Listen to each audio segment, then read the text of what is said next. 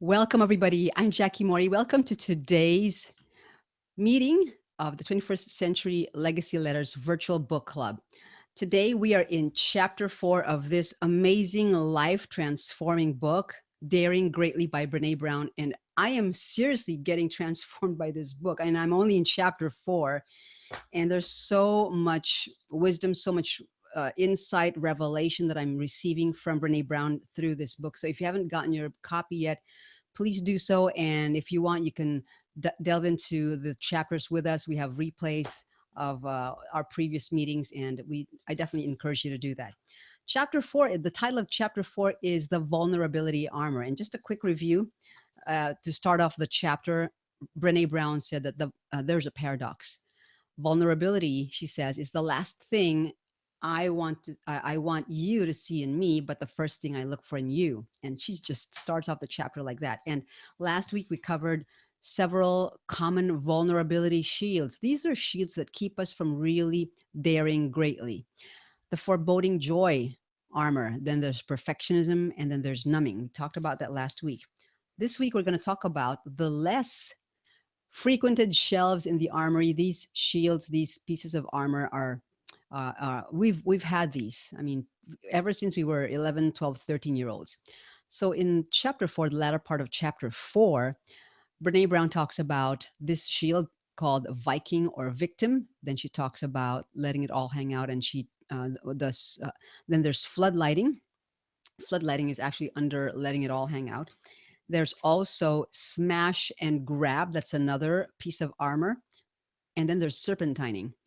And the last piece of armor she talks about to close off the chapter is cynicism, criticism, cool, and cruelty.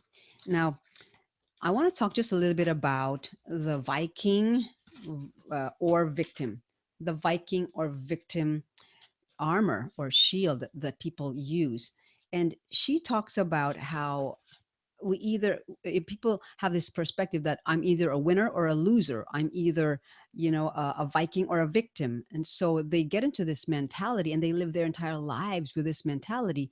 So nobody ever gets really close to them because they have this shield, they have this armor, and they're never vulnerable with not even one or two people that we're all wired for connectedness, and we're all wired for engagement and or engaging with each other and really connecting on a deep level with at least one or two, perhaps just a handful of people. But because of that shield, they're not able to do that. And I want to read something from the page about the military because it really impacted me. She says that Craig Bryan, a University of Texas psychologist and suicide expert who recently left the Air Force, told Time magazine that the military finds itself in a catch-22.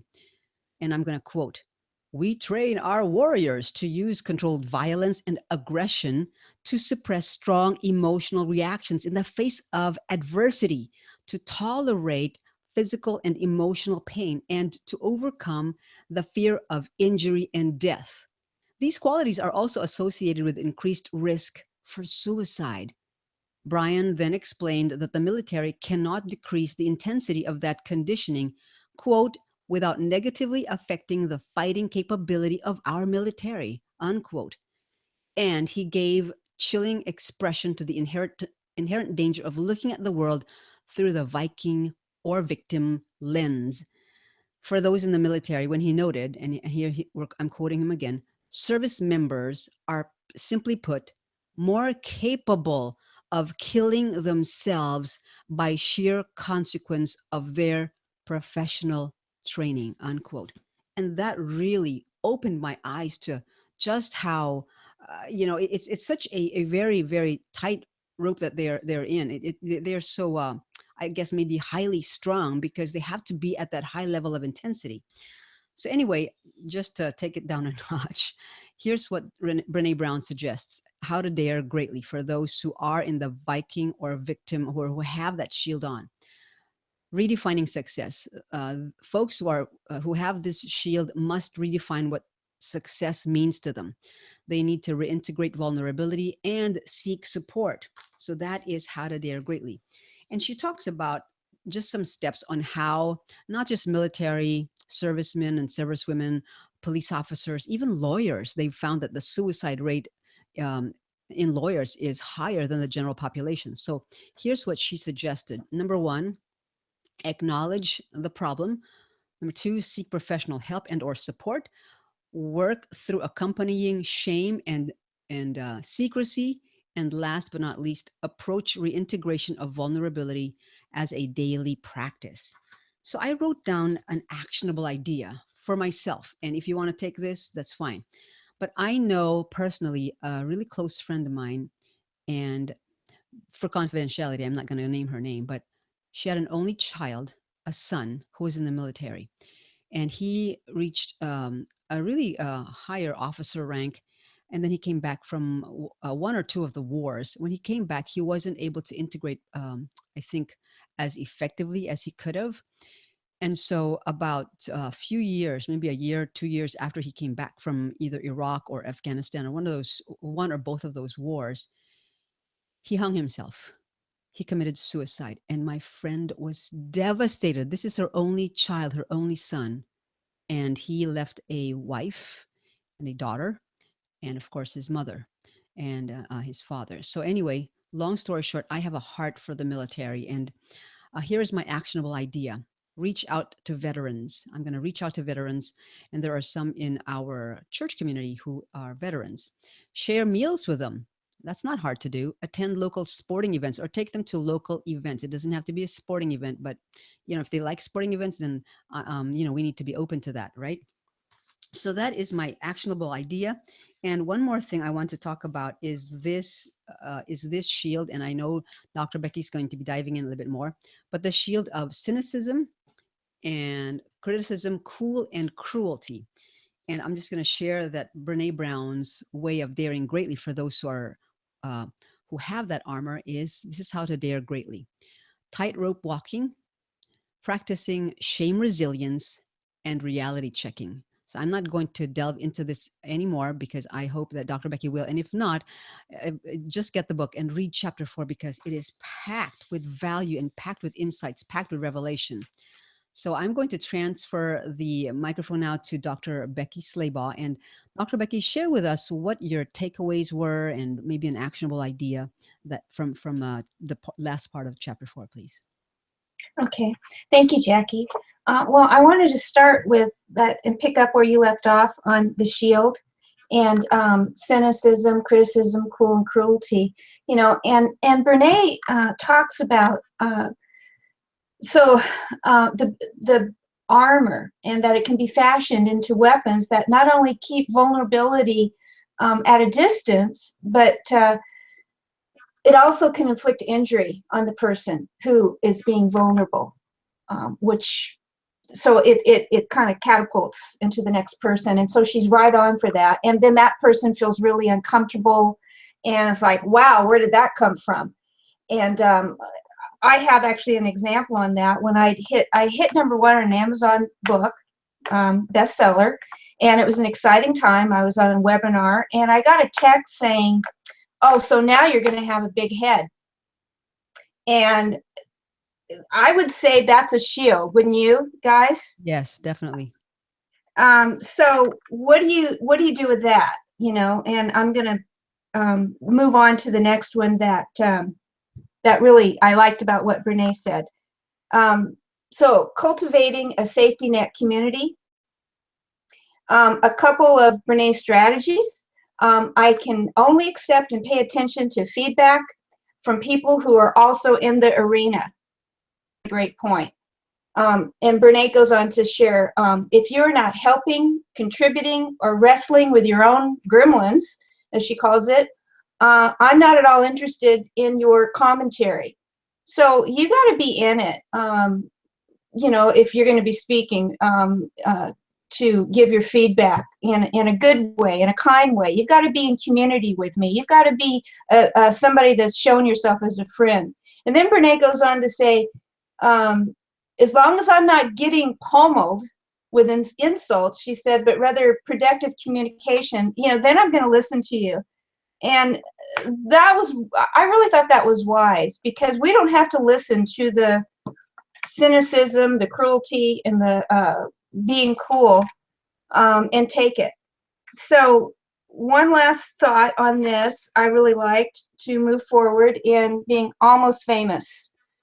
A great quote from that movie, Almost Famous. The only true currency in this bankrupt world is that what you share with someone when you're uncool.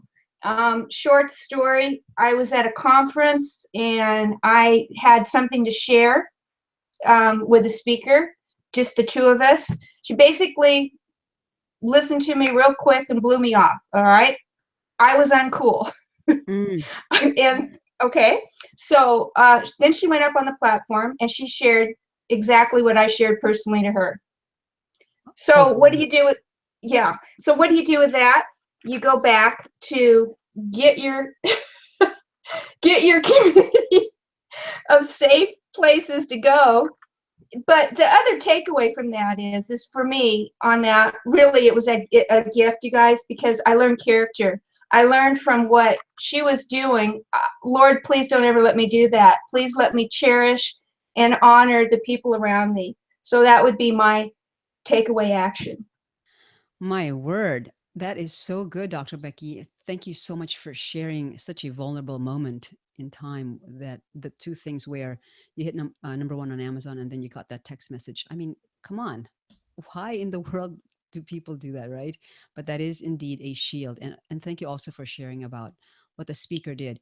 And I really believe that they're going to hit up against the law of sowing and reaping. And I really, really hope to God that they get it, because I don't want to see them reap a lot of the things that they are sowing. So thank you so very much, Dr. Becky. I'd like to welcome to this virtual book club meeting Tanisha Williams. Tanisha has been very busy today.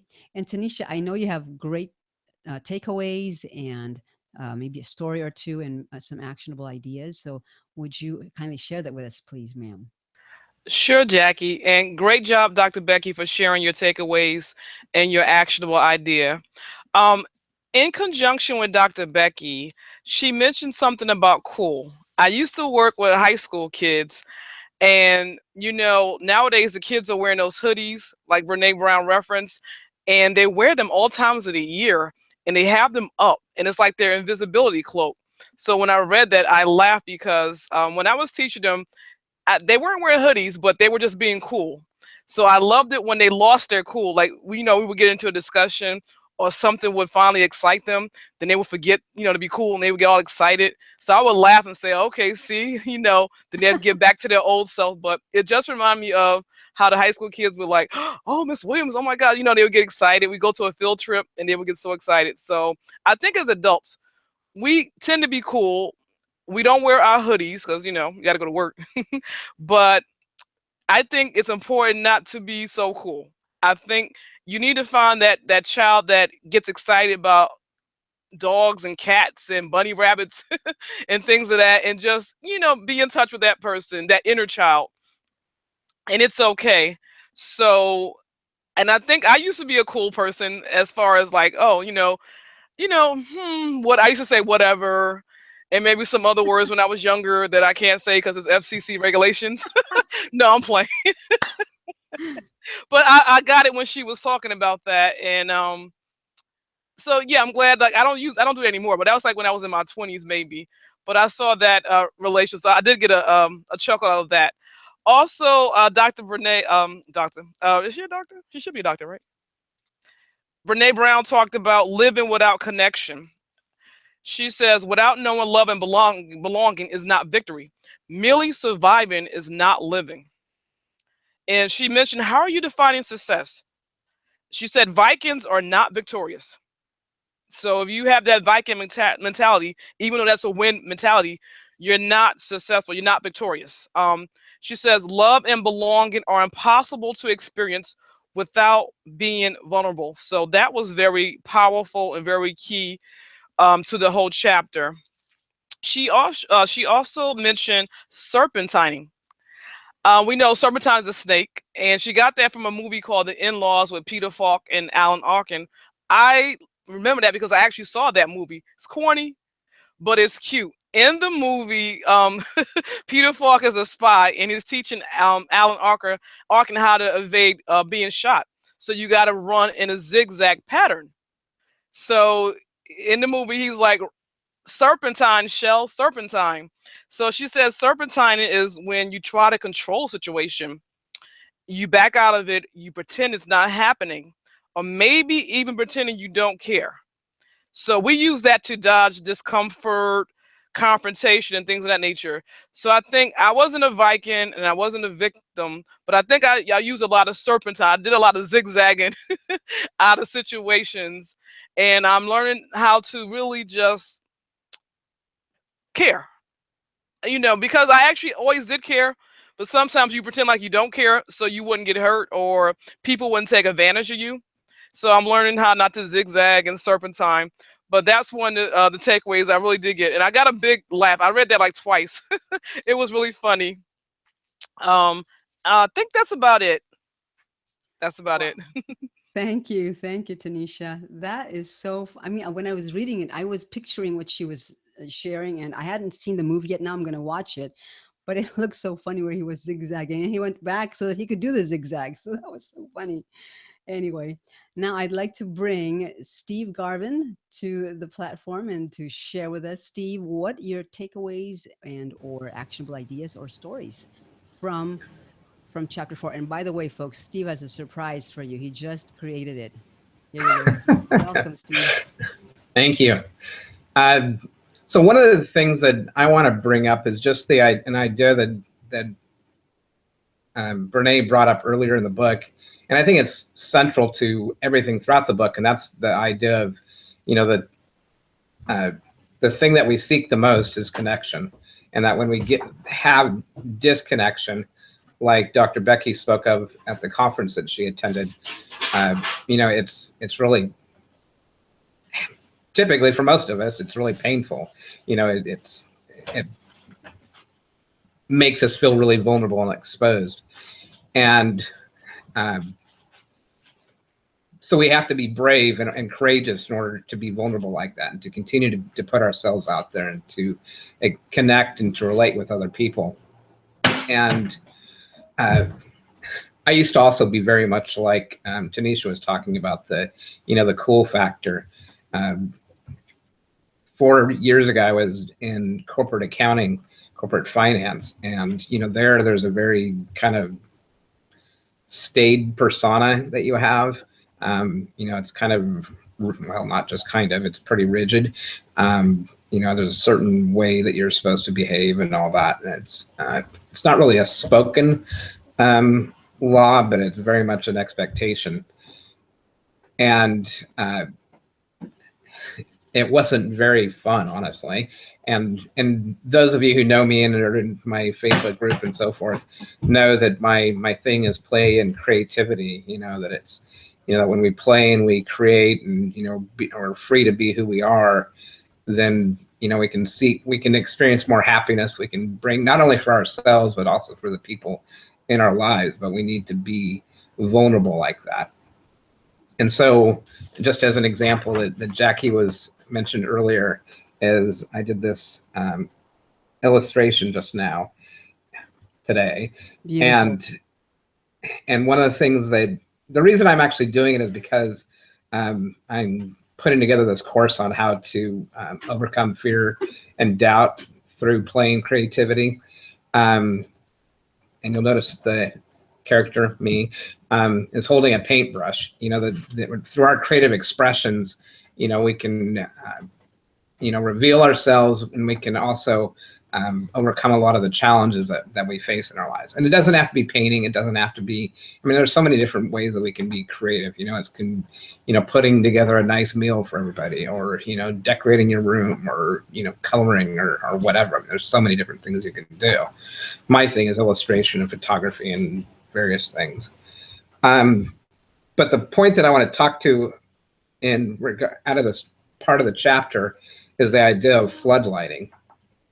And so even though, it's important for us to be vulnerable and to share ourselves and to, connect and be who we are, there is a limit as to how and when we do that. When we just like dump on people, like all our problems or, our horror stories and so forth, if there hasn't been that relationship that's been built up, it can be really inappropriate and, damaging to the relationship and to your own psyche and so forth. That, when you are more, I don't know, respectful of that. And I don't really know what the magic bullet is or what the threshold is, but, there's just a sense of, when it adds value to the conversation or that it creates connectedness, that's a beautiful thing. But when it's just kind of your attempt to on everybody else, it can be really damaging and not a good experience. So. Indeed, indeed. Wow, Steve, when did you draw that picture? It looks so cool. I mean, see, now you're part of the cool crowd because I can't do that. Within the last hour and a half or so. Wow, really? Can you hold it Yeah. up again? What did you use? Did you use color pencils or So, watercolor? yeah, well, technically, so what I do, my process is I start out, drawing it out in pencil, and then I go back in with a Sharpie, actually. And then I do my watercolor pencils. But I'm just doing this on copy paper. So when I have my watercolor paper, then I can, go back and water it down and it smooths it out a little bit. But, I still like the way that it looks this way. It's just different.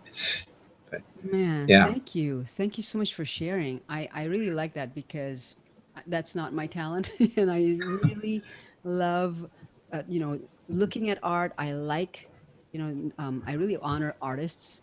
And Michael, our son, is going to be an artist. He's already learning art. And so I really, Mm. really respect those who can do that, who have been gifted with drawing and painting and watercolor. So So, here's a point on that. 4 years ago, when I was back in corporate accounting, I wasn't an artist either. A lot of people tell me, well, I can only draw or can't even draw a stick figure. Literally, when I drew this, I started out with a stick figure. really? Because, yeah. Because what you do is when you do a stick figure, you're getting like proportion, you're getting, the angles right and all that, It's so a stick figure is a great way to, lay it out. It's kind of a blueprint, if you will. And then the next step is just, to flesh it out, to give volume to it.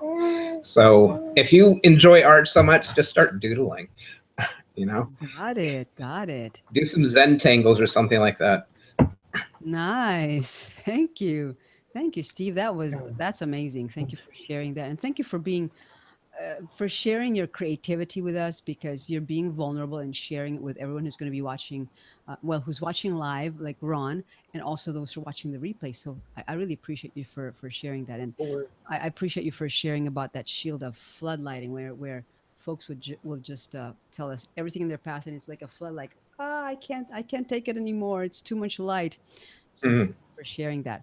Well, I want to give Dr. Becky, an opportunity for final thoughts, please, Dr. Becky. Oh, sure. I'd be happy to. I was just thinking, I wanted to go back to what Brene said at the end, in accordance to what I was sharing about, going away from that. And yeah, you do have to be brave and you have to be courage when you go through that kind of experience where people aren't being kind to you, or the cool crowd and you're the uncool crowd. But I really like what she talked about her friend Scott, author of Unmarketing, and she said, and he said, don't try to win over the haters. You're not and I'm just going to say unkind person. So you're not. So You really made anyway, it. yeah. So I just we don't have to win over these people that aren't very nice to us. We really don't. We don't owe them anything. So that's my takeaway. Just go enjoy your life and be cool or uncool. It makes no difference. You're awesome just where you are. That's my takeaway. Amen to that. I completely agree. Cool, uncool. Who defines cool anyway, right? Again, for me, here's what I define success to be. If I am doing what I've been wired to do, what God has made me to do, and I'm following and I'm in my lane, in my zone, I'm connecting with the people that are in my zone that He's connecting me with. To me, if I do that, that's my definition of success. If I become the person, that he has meant for me to be, and I'm growing in kindness and gentleness and patience and all those different character traits, and also um, helping other people, and also achieving the things that he wants me to achieve, whether it be helping this particular group or whatever it is. Then to me, that's my definition of success. If I'm not cool in doing that, so be it, right? Anyway, Tanisha Williams, any final thoughts, please, ma'am? Sure. I love what Steve shared about everything, Steve. I'm jealous because I draw stick figures and I'm proud of it. But Steve, I bought an adult coloring book last week. And I was so excited. So like every day I set aside a certain time and I sit in color, and I'm having so much fun. And it's like I'm tapping into my creative side. So that was really good what you shared about that. Brene mentions the stretch mark friend. Since we shouldn't be going around floodlighting and smashing grabbing people, what everyone needs is that one, because it's not a lot, or two people in your lives where your connection has been stretched and pulled so much it's become part of who we are. So stretch mark friend is like a second skin, and you can be uncool with each other. You share your scars and things with that. You can't do that with everybody, but that stretch mark friend is that person that you feel safe enough to be who you are, whether that's your spouse or your best friend, or for me, it's my mom. Around the age of 20, our relationship changed and she became like my friend, my best friend, and I can share everything with her. And she doesn't judge, and she gives me such good advice, and she just listens, and I can be myself with her. And I'm really enjoying that aspect of our relationship now. So that's what I wanted to share. Love it. Thank you. Thank you so much, Tanisha. I just love that your relationship with your mom has grown and changed through the years, and now she's your best friend. That's fantastic, and you get to honor her as well here on this in this meeting, that you're honoring your mom by sharing about her. Steve, any final thoughts, please? Yeah, a couple thoughts. First of all, yay, Tanisha, on getting the coloring books out. I'm thrilled for you. Our when we look at our children, our little toddler, whether they're our own children or whatever, when they're just starting to walk, we're just excited that they're trying to walk. So, in coming into art, we all think, we are going to start out, that if you don't start out as a Rembrandt, that, that you're not an artist, but nobody starts out as a Rembrandt. Even Rembrandt didn't start out as a Rembrandt, so, just celebrate and enjoy the process. And I think that's really, for me, that's what Brene is totally talking about here is, just be who you are, be free to be your best self, and to find those friends, those cool or uncool friends. One of my, as far as business books goes, one of my favorite authors is Seth Godin. And, he talks about the purple cows, that there's, and here, well, Jackie, you'll know about this, and maybe some of you others will also. But like when Comic-Con comes here through, Seattle, I mean, it's a zoo here, and you get all these people like, dressing up in all these crazy costumes and so forth.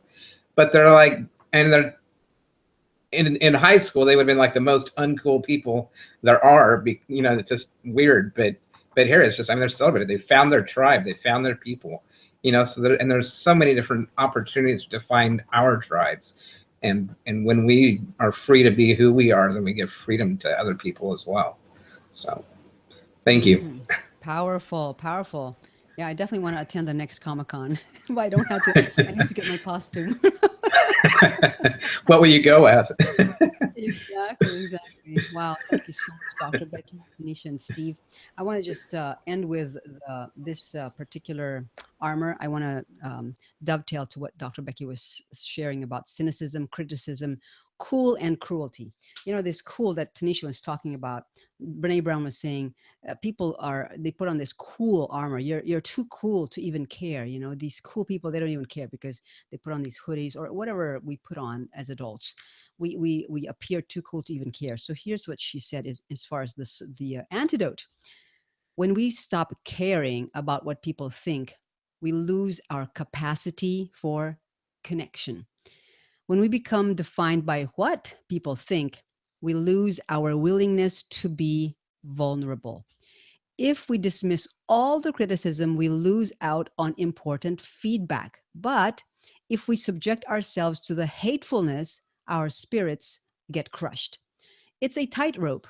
Shame resilience is the balance bar, and the safety net below is one or two people in our lives who can help us reality check the criticism and the cynicism. So I just want to encourage you to get one or two people in your life where you can run by them whatever feedback you get, whether it's positive. I mean, it's feedback that's useful, or if it's criticism or cynicism. So anyway, thank you so much for joining us on today's episode of the 21st Century Legacy Letters Virtual Book Club. I look forward to seeing you again next week as we dive into chapters 5 and 6. And then after that, it'll be chapter 7. And then that'll be it for this book. Thank you so very, very much to my amazing special co-hosts, Dr. Becky. Thank you very, very much. Thank you so much for all you shared. Thank you, Tanisha Williams. I really appreciate you for taking time out of your very busy schedule. And thank you so much, Steve, for drawing that cool drawing. I think it's really cool. So thank you very, very much, Steve. I really appreciate you for everything you've shared, the floodlight, armor, and also your picture. Thank you. And Tanisha, I want to see that coloring book. I've been wanting to get a coloring book, an adult coloring book. So one of these days, I believe my husband will buy me one for Christmas, maybe. So anyway, folks, thank you so much again. See you next week, and we look forward to connecting with you again soon. Thank you, Ron, for being here, and for those who are watching the replay. Thanks a lot, everyone. Goodbye.